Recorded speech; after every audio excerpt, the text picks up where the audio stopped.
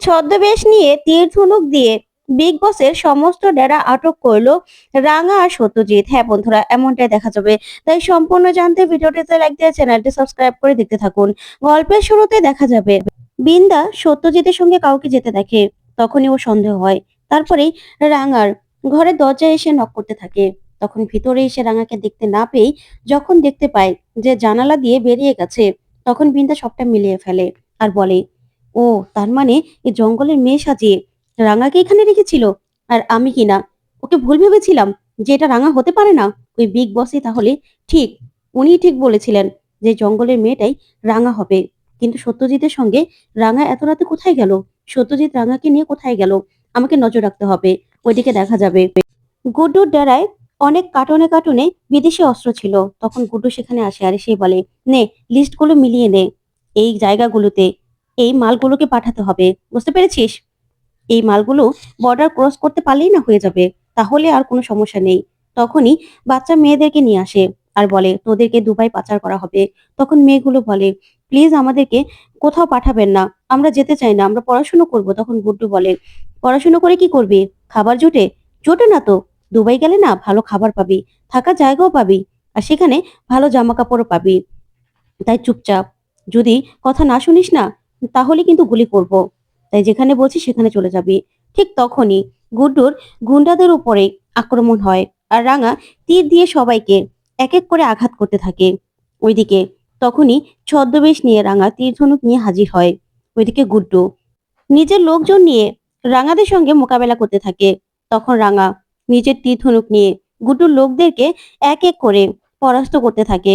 তখনই রাঙা সে মেয়েগুলোকে বলে, তোরা ভয় পাস না রে, তোদেরকে পুলিশ গিয়ে বাড়িতে পৌঁছে দিয়ে আসবে, তোদেরকে এখনই পৌঁছে দেওয়ার ব্যবস্থা করছি। তখনই সত্যজিৎ ওর লোকদেরকে বলে, এই মেয়েগুলোকে এখান থেকে নিয়ে যাও। তখন মেয়েগুলোকে সেখান থেকে নিয়ে যাওয়া হয়।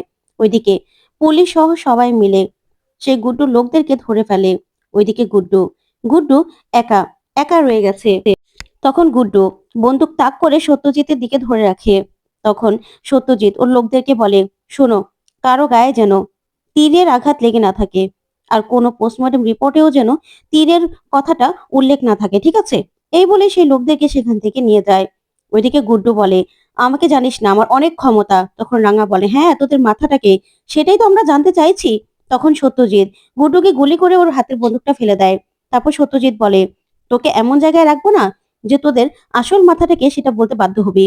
এই বলে গুড্ডুকে সেখান থেকে পাঠিয়ে দেয়। ওইদিকে সত্যজিৎ দেখতে পায় যে একলব্য যে ছবিগুলো পাঠিয়েছিল সেই ছবির সঙ্গে মিলে যায় এখানে থাকা বন্দুকের বাক্সগুলোতে। তখন রাঙাকে বলে, রাঙা দেখো, একলব্য সেই নৃসিংহ প্রসাদের মেয়ের সঙ্গে যে গিয়েছিল এই ছবিগুলি পাঠিয়েছিল, দেখো এগুলোর নাম্বার আর এই নাম্বারটা হুবহু এক। তখন রাঙা বলে, তার মানে তার মানে ওই নৃসিংহ প্রসাদই ওদের বিগ বস? আমি তো ভাবতে পারছি না। তখন তখন সত্যজিৎ বলে, চিন্তা করো না, এই গুড্ডুর মুখ থেকে সব কথা জানতে হবে, আর কিছুতেই কাউকে জানতে দেওয়া চলবে না যে তীর ধনুক দিয়ে তুমি মোকাবেলা করেছো, বা আমরা আমরা এসবের সঙ্গে জড়িত। এটা এটা কিছুতেই জানতে দেওয়া যাবে না। তখনই দেখা যাবে সেখানে সত্যজিতের লোক আসে। তখন সত্যজিৎ বলে, শোনো, কোনো জায়গায় যেন তীর ধনুকের নামটা না আসে, ঠিক আছে? এই বলেই এই বলে সেখান থেকে রাঙাকে নিয়ে সত্যজিৎ বেরিয়ে যায়। ওইদিকে নৃসিংহ প্রসাদের কাছে ফোন করে ওর লোক, আর ফোন করে বলে, স্যার, গুড্ডুর ডেরায় হামলা হয়েছিল, সেখান থেকে সমস্ত অস্ত্র নিয়ে নেওয়া হয়েছে। তখনই তখনই নৃসিংহ প্রসাদ প্রচন্ড ভাবে রেগে যায় আর বলে, কি বলছো তুমি? এটা কি করে সম্ভব? এতগুলো টাকার মাল, প্রায় 60 কোটি টাকার মাল।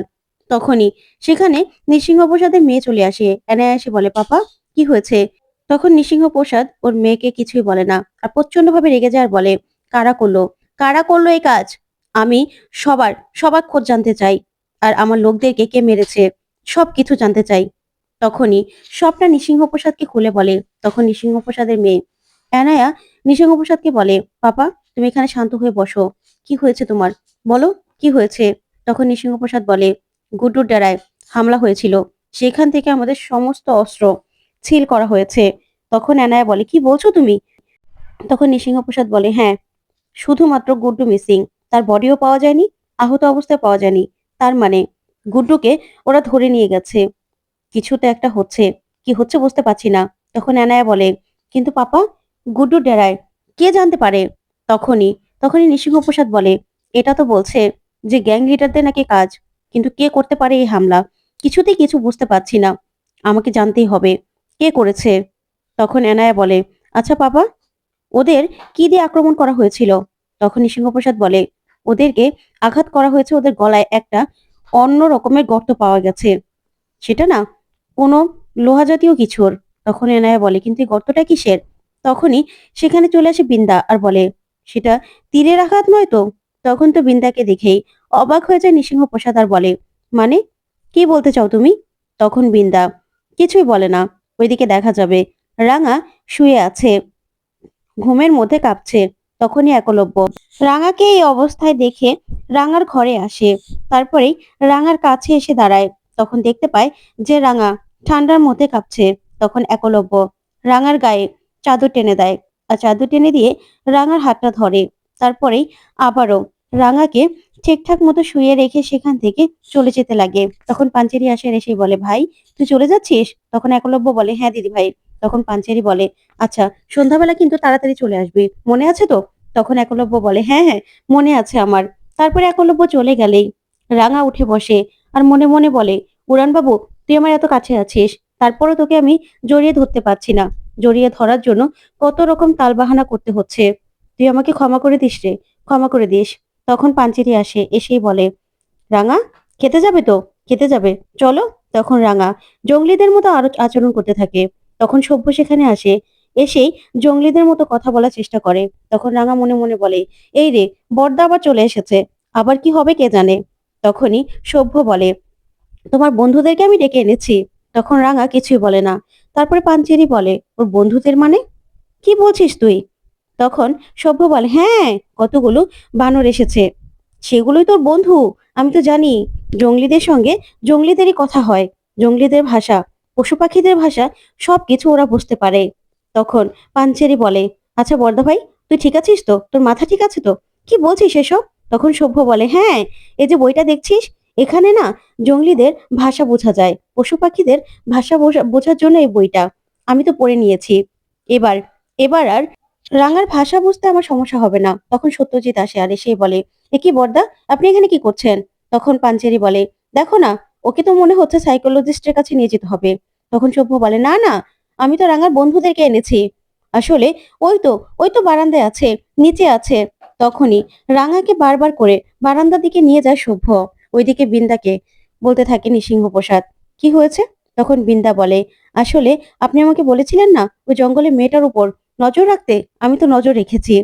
পরে দেখলাম যে সত্যজিৎ ওই মেয়েটাকে নিয়ে না বেরিয়েছিল। আমার মনে হচ্ছে কি এই মেয়েটাই না রাঙা। এই রাঙাকে রাঙাকে ওরা ছদ্মবেশে এখানে রেখেছে। আপনি ঠিক বলেছিলেন, না হলে সত্যজিৎ ওকে নিয়ে বেরোবে কেন? আর কালকে রাতেই না বেরিয়েছিল, কোথায় গিয়েছিল সেটাই তো আমি জানি না। তাই আপনাকে আমি খোঁজ নিতে বললাম যে সেই আঘাতগুলো তীরের আঘাত কিনা। তখন নৃসিংহপ্রসাদ বলে, না, পোস্টমর্টম রিপোর্ট তো আমার কাছে আছে, সেগুলো তীরের আঘাত নয়, একটা বিশেষ গর্তের মতো। তখন এনায়া বলে, তাহলে এই বিশেষ গর্তটা কি পাপা? সেটা কি দিয়ে আঘাত করা হয়েছে? তখন নৃসিংহপ্রসাদ বলে, একটা লোহা জাতীয় কিছু দিয়ে ওদেরকে আঘাত করা হয়েছে, সেটার কথাই লেখা আছে। তখন তখন বিন্দা বলে, না, আমার সন্দেহ হচ্ছে, আমার মনে হচ্ছে রাঙা সত্যজিৎ গিয়েই এই হামলাটা করেছিল। তাই তো আমি বলছি পোস্টমর্টম রিপোর্ট গুলো ভালো করে ভালো করে দেখার ব্যবস্থা করুন, খোঁজ নেওয়ার ব্যবস্থা করুন যে ওগুলো তীর ধনুকের আঘাত কিনা। আমার তো মনে হচ্ছে রাঙা তীর নিয়ে ওদেরকে আঘাত করেছে। তখন এনায়া বলে, এটা কি করে হতে পারে? তখন নৃসিংহ প্রসাদ ওর মেয়েকে বলে, এনায়া বেবি, এবার কিন্তু তোমার উপর অনেক বড় দায়িত্ব। তোমাকে তোমাকে এর প্রতিশোধ নিতে হবে। এতগুলো টাকার লস তো আমরা এভাবে ছেড়ে দিতে পারি না। ওই রাঙামতির বর, ওই একলব্য বসুকে তোমার হাতে রাখতে হবে।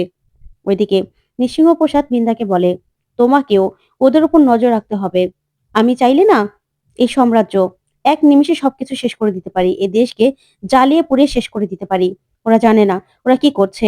ওইদিকে দেখা যাবে সত্যজিৎ পাঞ্চেরিকে ঘর থেকে বের করে দেয়। তখনই রাঙা বলে, সত্যজিৎ স্যার, কি করবো এবার আমি? তখন সত্যজিৎ বলে, দেখো রাঙা, আমি যতদূর জানলাম ওরা না এই অস্ত্রগুলো বিভিন্ন জায়গায় বিভিন্ন মানুষের কাছে পাঠাতো। এক এক জায়গায় গিয়ে ওরা এমন ভাবে অস্ত্রগুলো মানুষের হাতে দিত না যে একজন আরেকজনের সঙ্গে লড়াই করা শুরু করত এই অস্ত্র পেলেই। নিজেদেরকে এক একজন বাচ্চা মনে করত, যার কারণে সবাই তুচ্ছ হয়ে যেত। আর শহরে শহরে সব জায়গায় গোলাগুলি লেগে যেত। তখন রাঙা বলে, না, এটা আমি কিছুতেই হতে দেব না। ওই নিঃসিংহ প্রসাদ এই সবকিছুর পিছনে আছে কিনা সেটা আমাদেরকে জানতেই হবে। তো বন্ধুরা, কেমন লাগলো আজকের আপডেট? কমেন্ট করে জানাও। ধন্যবাদ।